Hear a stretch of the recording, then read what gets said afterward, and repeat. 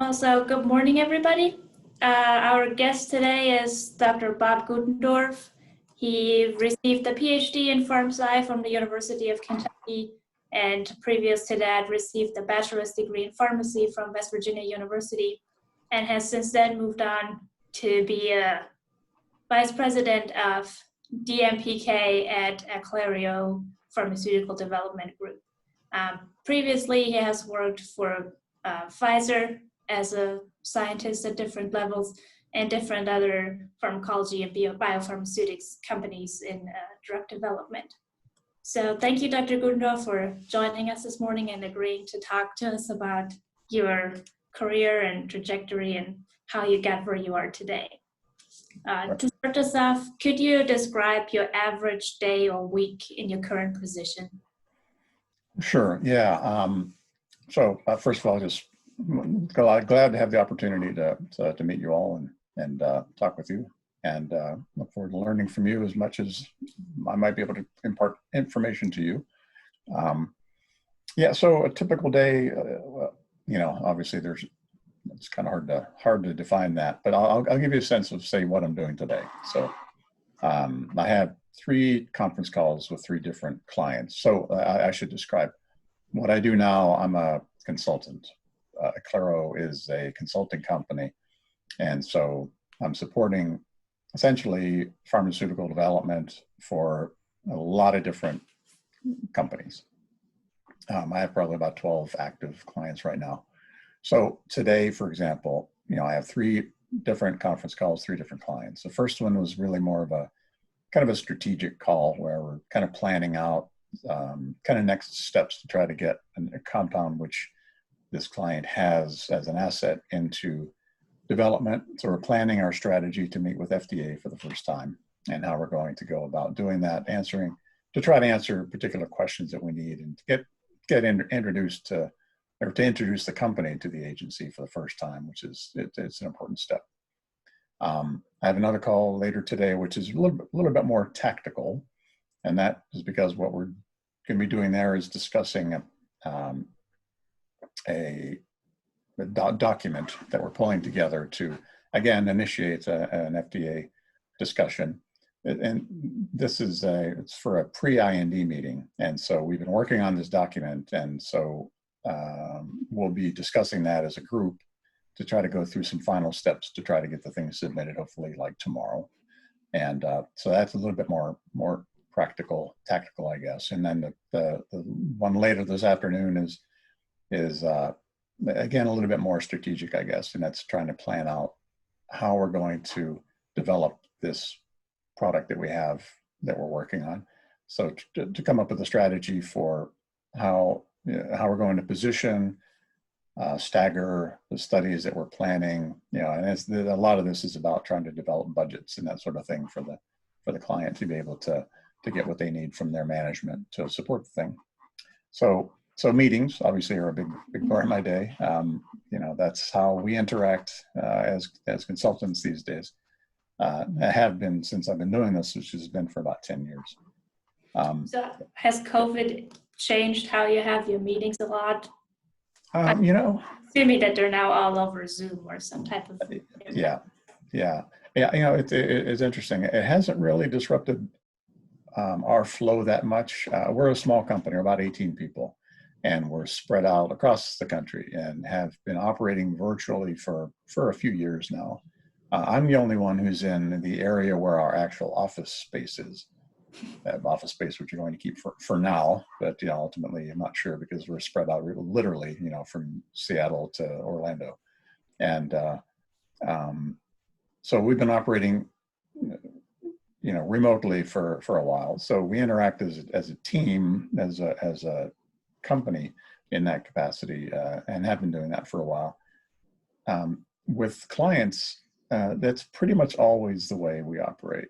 Now, even before we were operating as a company remotely, our interactions with clients has always been that way. I'd say probably at least 3/4 of the clients that I've had, of some 40 or 50 that I've had over the years, that I've never met face to face. Not even on a conference call. But so we operate by conference calls, by by email, obviously, and you know, we have very good relationships, and you know, I would love to meet some of these people sometime, but we have great working relationships under the conditions that we operate. So I would say that COVID hasn't really affected that so much.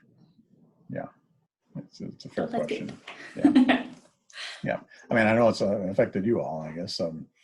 Well, yeah, so we've been at home since March, and we're just allowed back into the lab 2 weeks ago. I think this is our third week back where we can go to the office. Oh, that's nice. Yeah, to get to that It point. shifts, and with a lot of scheduling and organizing in the background to not run into people.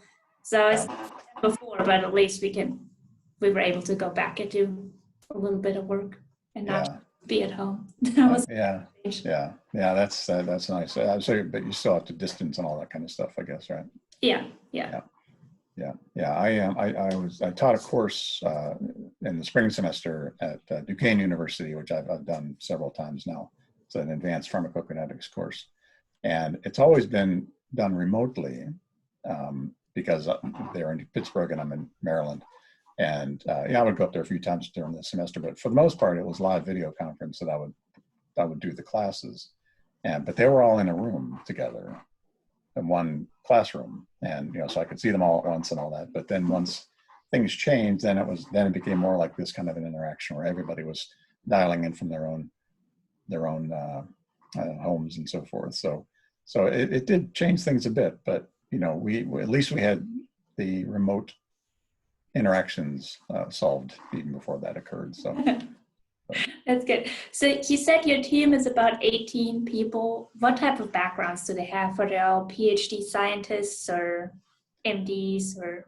Yeah, I'd say of the 18, probably 15 or so, 14 or 15 are PhD levels. And two of them are actually, or three of them, I guess now, are DVMs and PhD, both. Because the majority of the folks in our company are toxicologists. Mm-hmm. Our newest addition is the president of the company is a pathologist, a veterinary pathologist. And so, but their focus is on toxicology. And in fact, that was the origin of the company. We're about 16 years old, and the company was started by a couple individuals who used to be pharmacology, toxicology reviewers at FDA. So they bring that kind of regulatory perspective and regulatory expertise to help navigate the FDA universe, which is almost a discipline unto itself. I myself am a pharmacokineticist, clinical pharmacologist, and I was the first kind of non-toxicologist in the company. And as I said, I've been there about 10 years now. I have since hired a couple additional folks who are also doing the same thing I do, but for the most part, the rest is really oriented toward toxicology. We have a couple bachelor's level folks who are supporting that as well, some project management and other kind of fundamental level type work that clients don't want to pay my rate to do. That makes sense. So do you mostly do then preclinical trial support or also going into clinical trials? Yeah, as a company, obviously the focus being toxicology is generally mostly non-clinical. And so working with, we don't have labs or anything. So everything is done through contract organizations. And it's largely non-clinical because of the toxicology bent that we have as a company. But among the three of us DMPK people, I'd say we're probably about 70% clinical, about 30% non-clinical. And some of that, there's overlap a lot there because, there's a lot of in vitro stuff that we do that is really directly supporting the clinical work, even though it's technically not clinical itself. Yeah. And a lot of it is us coordinating with contract labs to do studies, reviewing protocols, writing protocols in some cases, working with them to make sure things get executed, and reviewing the data, reviewing the reports, occasionally doing the data analysis ourselves and doing the reporting ourselves as well.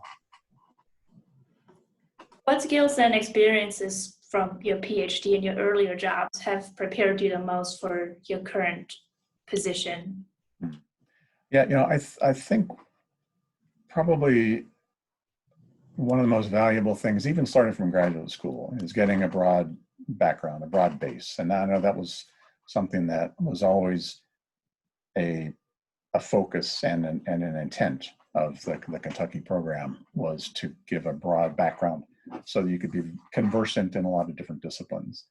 And I think what has helped me in my current job the most is having had the opportunity when I first got out of graduate school and went into big pharma. It was with actually a company that's now defunct called Park Davis, and that we were bought by Pfizer at one point in time. And having had the opportunity to work across the entire range of drug development, from the earliest drug discovery work all the way through development, all the way through clinical and up to the NDA and beyond. And so I got a chance to see the entire landscape of how a drug goes from idea to actual product, and seeing how all the pieces interface. Because I know when I was working in discovery, I was able to bring a perspective, having had the experience in the clinical development realm, to be able to help determine directions for some of the discovery programs that we're going. If you don't understand what's going to happen, if you're just going to throw it over the wall to the next person, that is not the best way to develop a compound. So that helped a lot. And so when I left big pharma, I was there about 15 years, and went to 2 different small pharma companies for about 8 years altogether. There, you have much fewer resources. You end up having to do more. So having had the opportunity to interface with a lot of different other disciplines, I was able to, wear a few more hats. And then, of course, having had that opportunity and then doing it with limited resources, now in a position I'm in now, working most of it with smaller companies, I know what they're going through. I know the limitations of finances and so forth, and trying to do things as strategically and as optimally as possible to maximize your resources. So that's really helped me a lot in being able to, to be able to give them advice and to guide them, I guess, and to, it's like, you really don't need to do this. It'd be great to do, but you don't really have to, if you want to get into this point, and then we can go from there, that kind of thing. So I'd say overall, it's just a breadth of exposure, breadth of experience. That seems to be a common theme that we hear a lot during these meetings. So it's the breadth of information and the exposure, and having the overview of how the process works and what the different parts are and how they all play together. Mm-hmm. Yeah. Yeah. Yeah. That's something that I think is really fascinating about pharmaceutical science. It's just that you can do so many different things with the degree. Right.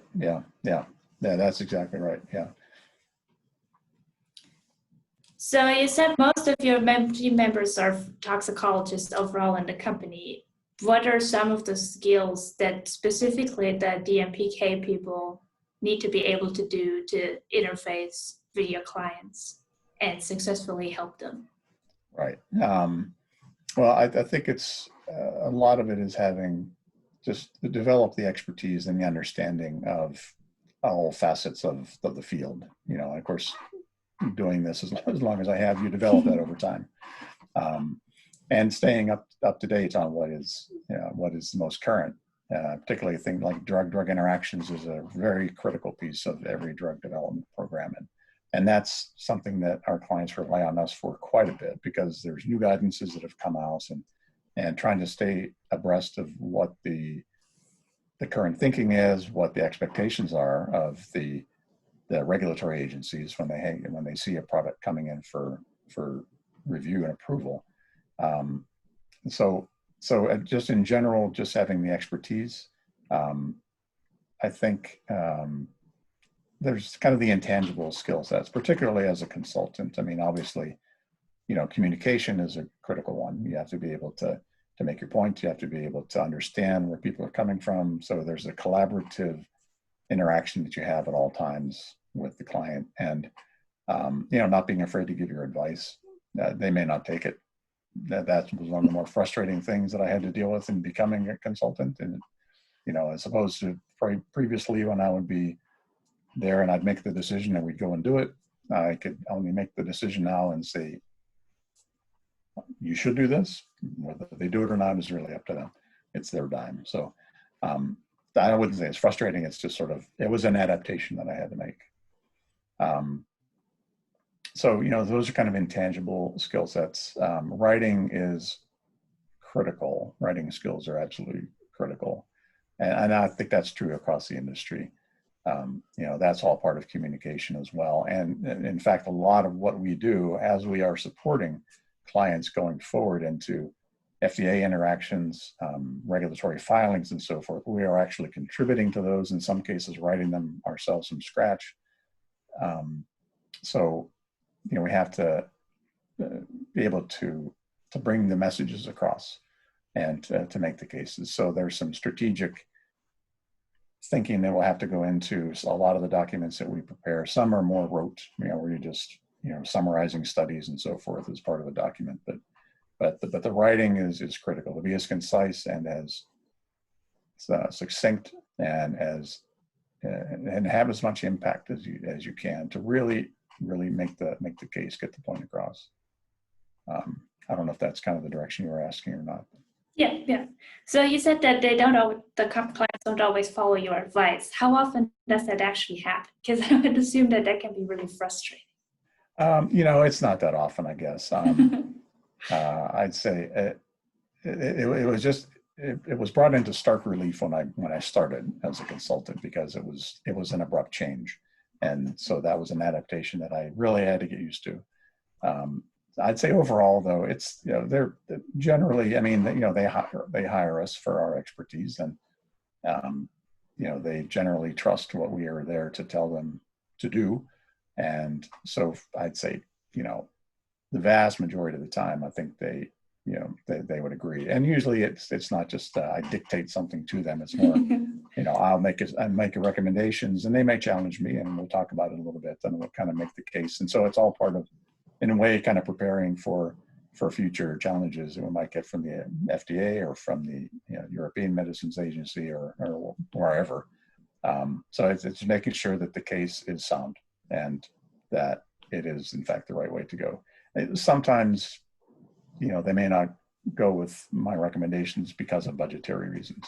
They may agree, but they may not have the resources to be able to do that next step. Yeah, especially if it's smaller companies. Yeah, for sure. With limited resources, that makes sense. Yeah. How would you advise an entry-level or recent graduate to prepare for a situation like that? Or is there a way that we can practice or prepare for those types of scenarios? Well, I think that's preparing. That's part of your graduate training, really, in a way. Obviously, you're doing a lot of writing, especially as you get towards your dissertation time, and papers and articles that you're preparing and that sort of thing.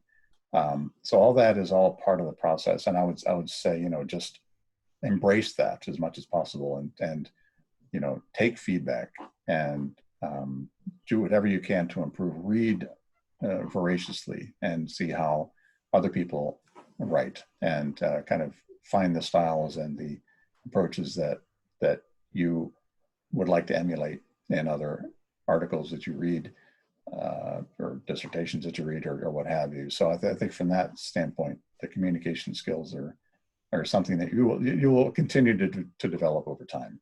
The verbal communication skills, that's something which, again, I think the more you interact individually with people, the better you'll be able to interact in larger groups. You're getting experience with making presentations in front of groups of various sizes. That's going to be important. When you get into team meetings where you have a lot of different disciplines around the table, or virtual table, as it were, and being able to make your point heard, and to be confident and come across with a sound strategy or a sound plan, sound ideas. So, I mean, the interpersonal communication skills are something which you start developing, well, before grad school, obviously, but I mean, I think that's part of the training that you get, is to put you into that situation with a lot of the background tools that you need to be effective. So as a consultant specifically, do you think that is a job that somebody could do straight out of graduate school, or would you recommend getting big pharma or small pharma biotech experience before starting to be a consultant? Yeah, it's a really, really good question. As I described, I think that I've been able to be very effective as a consultant because of the experience that I had before. And I think my counsel would be to, I mean, if you're going into industry, that you go into the industry first. Big pharma actually is it's a great learning ground. You get the opportunity to see all the pieces in action. You may not get to get your hands in everything, but you'll see it when you get involved with development teams and so forth.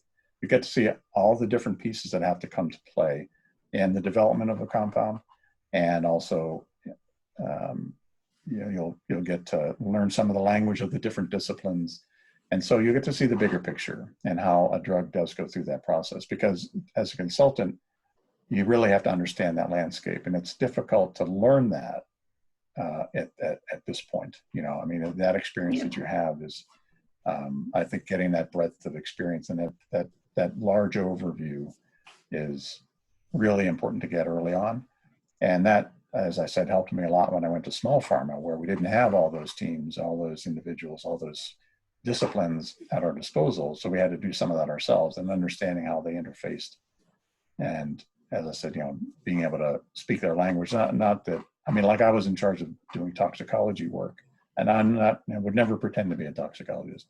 So, I mean, I know my limitations, but I understand how it fit in. So I knew who to go to really make the key decisions and study designs and interpretations and so forth. So yeah, I think it builds from again, back to the broad base idea, and getting that as early as you can, and seek that out as much as possible if you do go into the industry, to avail yourself of every opportunity that you have to see the whole process in action, and interface with other disciplines and other individuals.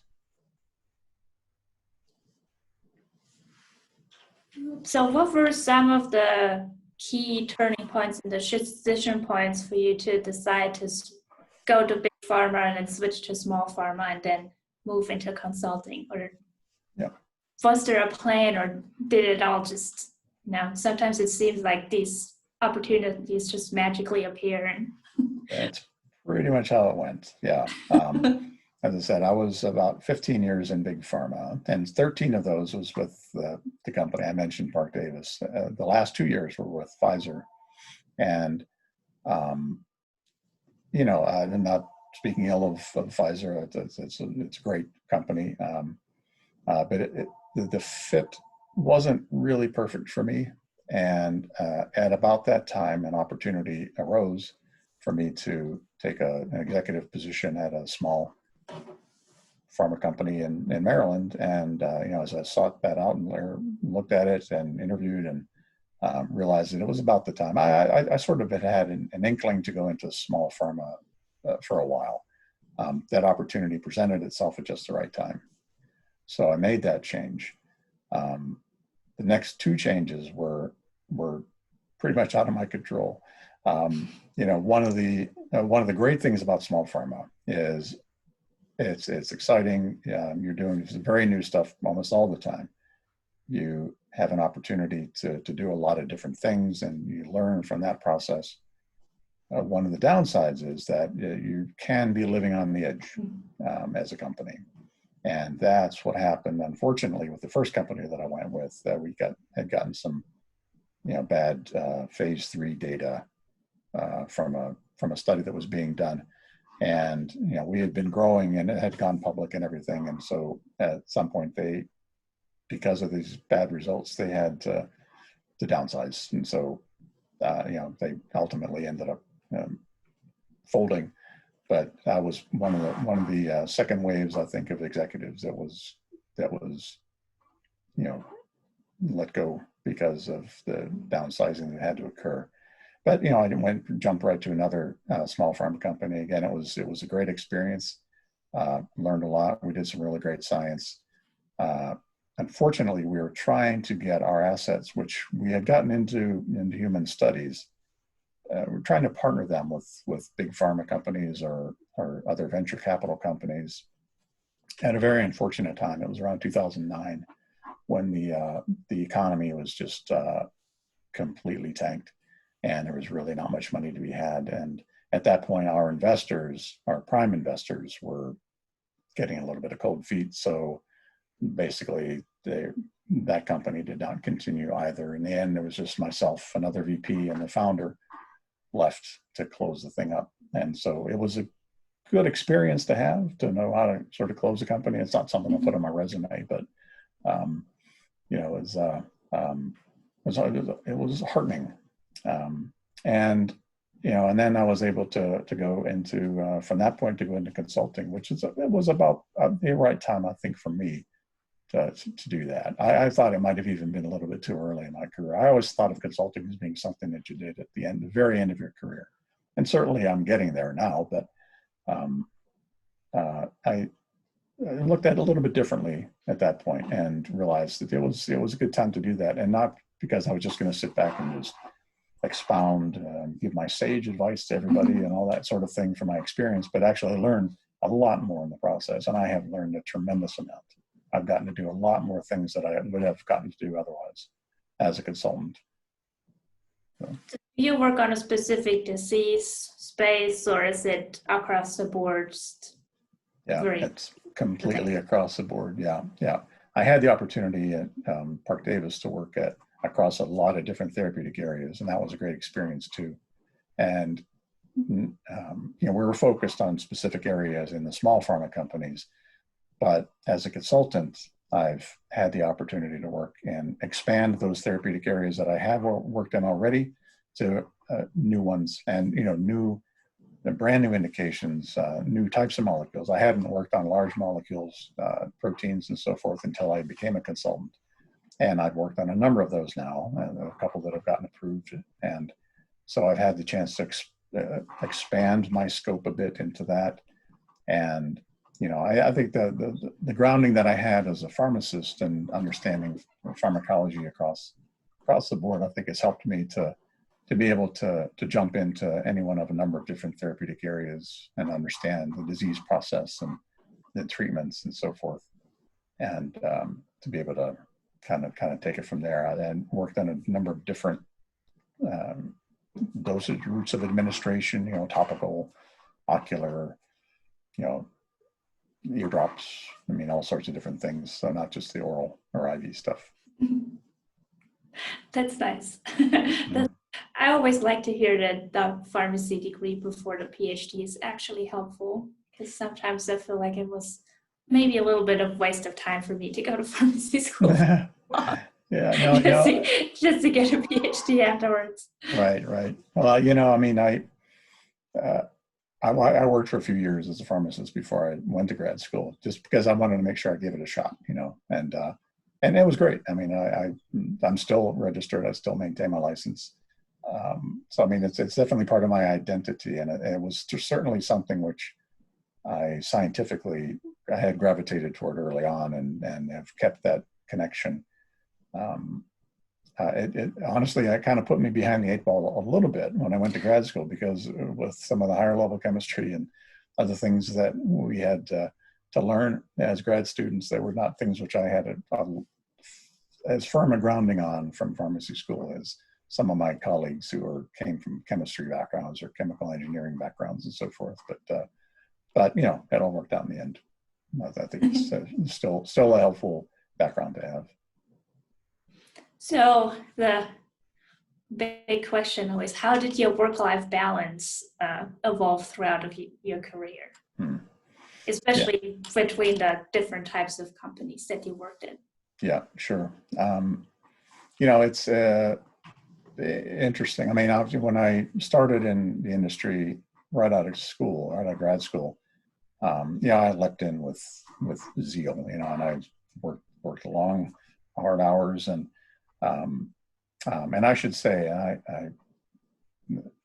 Dr. McNamara knows this, so he can give you the whole story. But I started work before I'd finished my dissertation, and I am here to tell you, don't do that. Do not do that. In fact, I had a colleague, a contemporary of mine, who also did that, and he ultimately didn't even finish because of that, because he had gone off to work and just got distracted and never really came back and finished things up. I was dedicated to doing that, but it was a very difficult year, basically. So that was there was no balance there at all. That first year was out. But once I got past that, I'd say I still worked pretty hard. I was always able to, to enjoy things that I enjoy doing with my family and so forth. But it started to get a little hold of me once I moved up into management a little bit more and had more responsibility for overseeing individuals. And I'm really dating myself now, but it wasn't until I was working for probably about 4 or 5 years before email actually was a thing. So, so I'm the old guy, but once that came into to play, to help facilitate communication and everything was great, but it also became a black hole of time and focus. And once we were able to do that remotely, I would do that, do time in the evening, emails, a lot of that. And eventually I just, my kids were young, and I eventually said, okay, I can't do this. I have to just, when I get home, I'm done. And I'll, devote my time to my kids and my family. And I was able to do that. And that really, making that hard decision to do that, I think it really helped a lot. It was the case carried that through the small pharma companies. Honestly, though, as a consultant, I think I've worked harder at this job than I have at any other that I had before. There was an expectation to get a certain number of billable hours and so forth to, justify yourself as part of the company and so forth. And it's just intense a lot of times. And you have, 10 or 12 different bosses at a time with your different clients, So I've still been able to maintain the balance pretty well. At least that is to carve out my personal time from my work time for the most part. I rarely do work in the evenings. If I have to, I will. But I try to avoid that as much as possible, just so I can have the time, that I need for my recovery and to do things I like to do and so forth. So I'd say it's gotten better over the years. I mean, challenges at work have gotten more difficult, but I've still been able to maintain it. And I think it really just comes down to a commitment to doing. I mean, and if you want to work, long late hours, I mean, that's great if that's the balance that you want to strike. I mean, it's completely individual.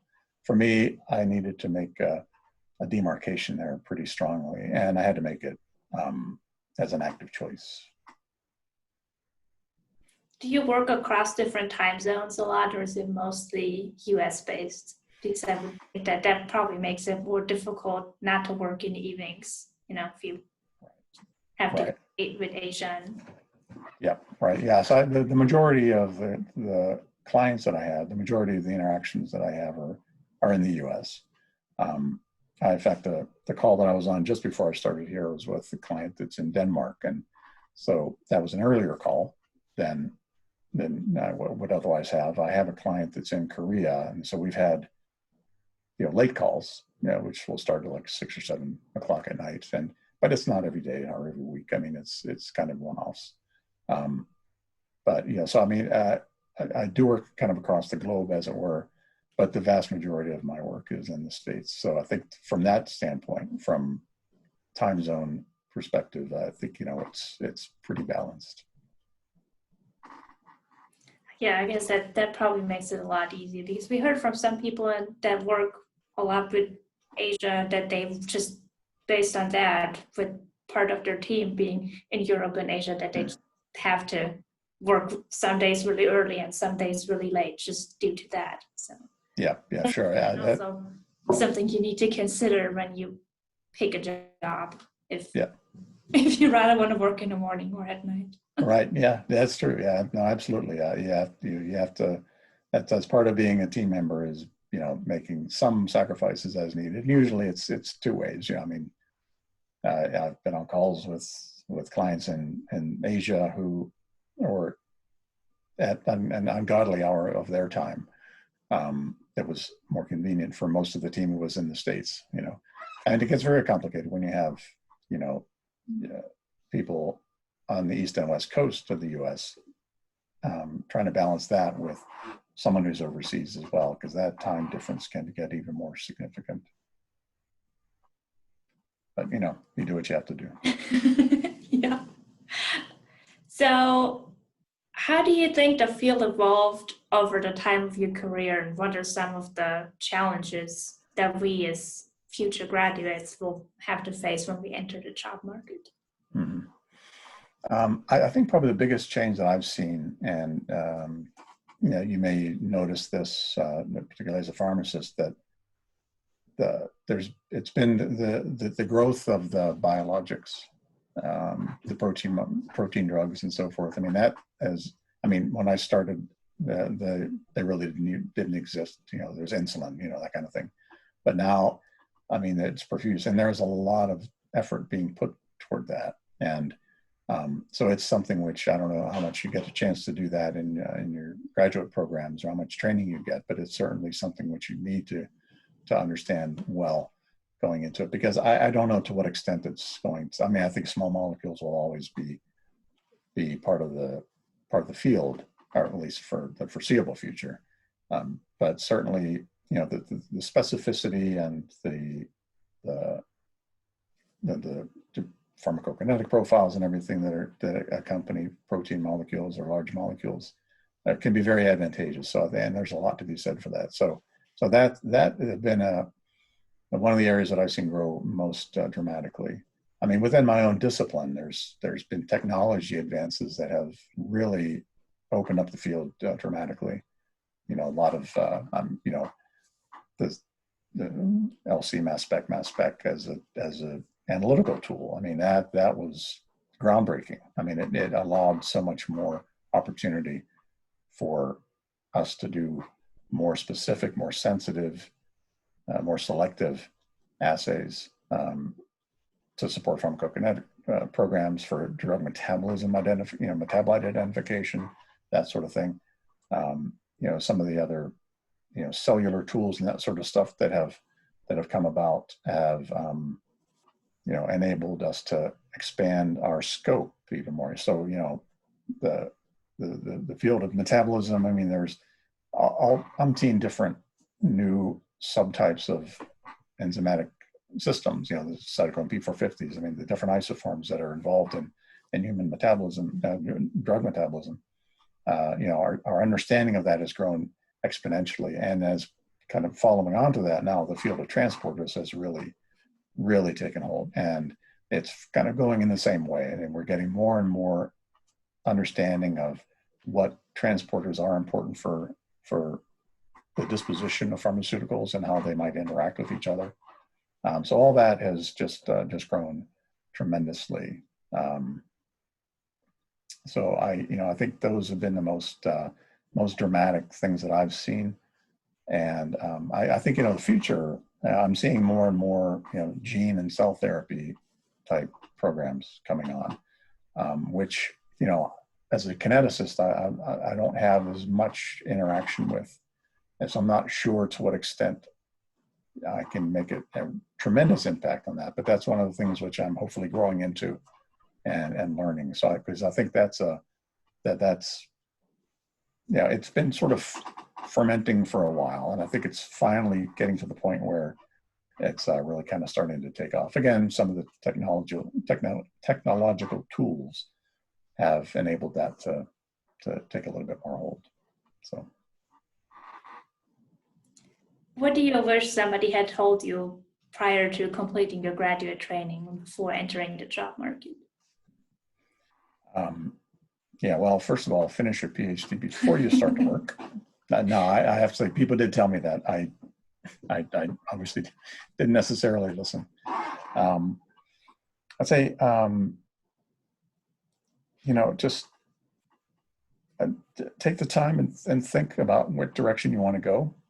Make sure that, you're clear on the path that you choose. I mean, obviously there's a definite demarcation between going into industry versus going into academia.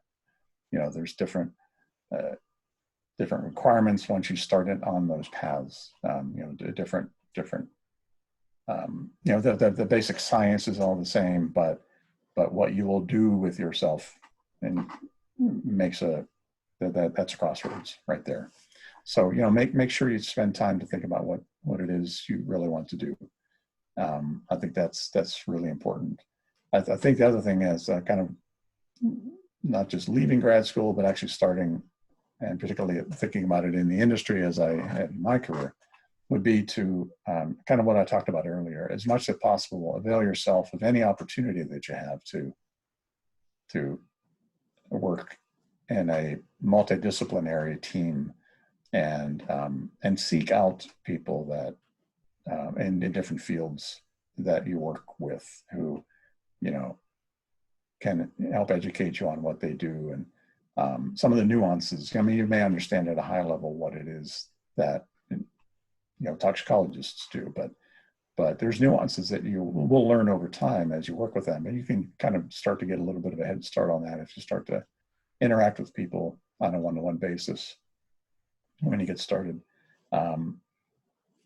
And yeah, I mean, I think that's kind of that. It's just be deliberate in your choices. Yeah, that's good advice. Yeah, especially the finishing before you graduate part. Yes. And if anybody thinks about doing that the way I did it, call me and I will talk you out of it. I'll let people know. Please do. I'm a poster boy for not wanting to do that. So. What am I not asking you that I should be asking you? That's a good question. Well,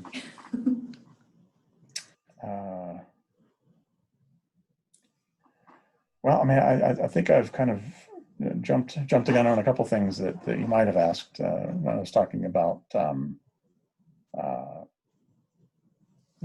maintaining that broad background and growing that breadth of discipline that you have. I think one thing related to questions which people had asked you, it's like as you start your career. I mean, I think another thing which I would say is that to the extent possible, if you can create a niche for yourself, obviously in academia, you'll have to do that. You'll have to come up with your specialty, and you'll have to come up with your develop particular expertise to get funding and all that sort of thing. But even within the industry, if you go that route, there's a lot to be said for that. And by that, I mean, if there's a particular technology or a particular tool that you see a need for, and whether you have deep experience with it or not, if it's something which you think can have an impact on the drug discovery or development process, I mean, go after that and try to develop that tool. It'll help you get visibility within the company. It'll help you grow your own scientific expertise and your depth. It could become something that could have a marked impact, could grow within the company itself. Also give you the opportunity for more publications and more visibility in the general scientific community at large. So if you can do that, and I wouldn't say that I really did that. I brought my own expertise and from my own experiences to bear in that, and I think that was certainly helpful. But I saw a few other people, some of my peers in the early days who did that, and I think that really was a feather in their cap. It really helped them a lot in their development as scientists, particularly as drug development scientists. And I think that's an important distinction to kind of make too, because there is a science of drug development. I mean, there's our basic science that we bring to the table, but the science of drug development is something that you will learn over time. You can understand conceptually, as I said, what the overall process looks like. But how to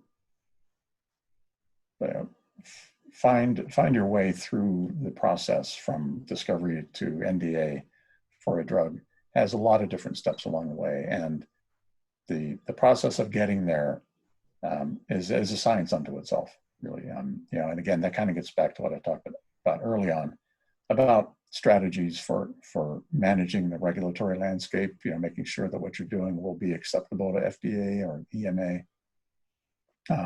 Staging things at the right time to make sure that you flesh out the entire profile of a compound, and I'm sorry, there's a chat there. I'll get to that in just one second. Thank you.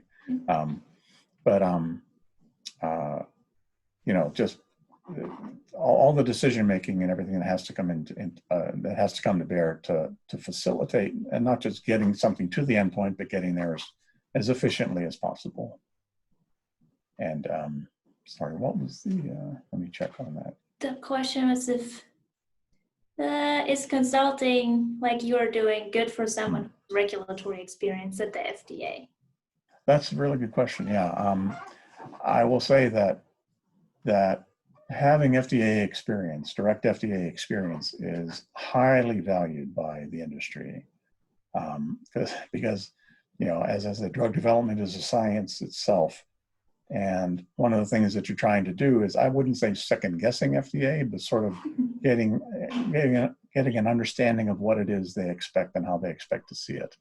So if someone comes into a company with direct FDA experience and kind of being inside the belly of the beast, as it were, that insight is tremendously valued.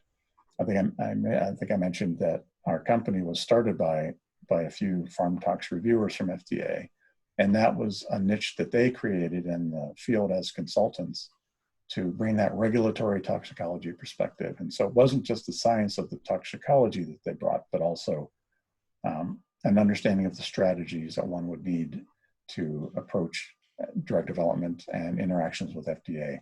So that FDA experience would be tremendously valuable. It will give you a great understanding of how the process works on the other side, as it were.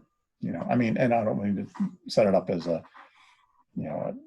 conflicting interaction or anything. I mean, it's always intended to be, and in my experience has always been fairly collaborative. You work together with the agency to develop these drugs, but at the same time, you do have to kind of get a feel for what it is they're expecting. Thank you. Are there any other questions from the audience? Oh, there we go. As an expert in DMPK, could you talk about translational process of preclinical data like PK/PD to clinical data, and what the value of animal studies is? Yep. How much time do you have? I can wax philosophical on that for hours. That's really kind of the niche that if I had a niche, that's the one that I kind of carved out for myself. I always found that interface between the non-clinical development, when you're doing toxicology, animal studies, in vitro things, and then getting to the point of starting to dose the drug into people, that is the most exciting time for me in the development of a drug, because you're bringing to bear a lot of different insights from a lot of different areas that you have to synthesize together to come up with, first of all, a dose that is going to be safe, and dose escalation paradigm that's going to be safe and will get you to the point where you need to get to achieve the efficacy that you desire. And so in order to get that last piece, you have to be able to understand what the relationship is between the exposures and the efficacy that you see, that you're expecting to see. Some of that can be translated from in vitro activity data and an understanding or a prediction of what the PK will look like in people. And that's part of the translation too, is making that prediction. And trying to put that together to find out what an appropriate dose or dosing regimen might be, even before you ever get into a person. Animal studies can be very valuable in that respect too, from the pharmacology perspective, if you have a model of the disease state that you are developing your drug for that is pretty well validated and shown to be very predictive, and that can be a challenge unto itself. But if you could do that, you can, in the animal models, relate the exposures to the outcomes in the animals that you're seeing in those particular models. And that will give you a good sense of what exposures you might need to see in people to get the same effect. It also gives you the chance to bring in biomarkers and other indications of the proof of mechanism that your drug is doing what it's intended to do, as well as the potential proof of concept. So yeah, the translational area, particularly going from non-clinical into the clinical realm, is tremendously valuable. And then from that point, it's really just kind of the beginning, because you're translating that going forward as well into dose selections for phase 2, dose selections for phase 3, putting that all together. I will say that from a DMPK side, animal models for DMPK purposes are of modest utility, I'd say. I think it's helpful if you're going to do some allometric scaling and so forth, particularly if you have a compound which has attributes like high renal clearance or very high metabolic clearance. That allometric scaling works very well to be able to predict what human PK might look like. But the mechanisms, or actually the specifics of the mediators of the processes for like induction and metabolism, transporters and that sort of thing, some of those don't translate well across species very well. So you have to be judicious. I mean, there's some areas where that could work well, other areas where it doesn't, and kind of learning the pitfalls and understanding them before you go into it is very helpful. I don't know if that answers your question or not. Thanks. That was a good question, Humai. Any other questions from you guys? If not, then I would thank you for your time and your insights. This is really informative and very helpful. So thank you so much. Oh, thank you. I appreciate you Nice taking to the meet time. You as well. Yep. Hope I'll run into you at some point at hopefully a Kentucky social reception or something, or on the campus at some point. We'll make it back there occasionally. So it's great to meet you people all. back on. Yeah. So great to meet you all, and thank you for your time. I appreciate it. Thank you. Yep. Bye now.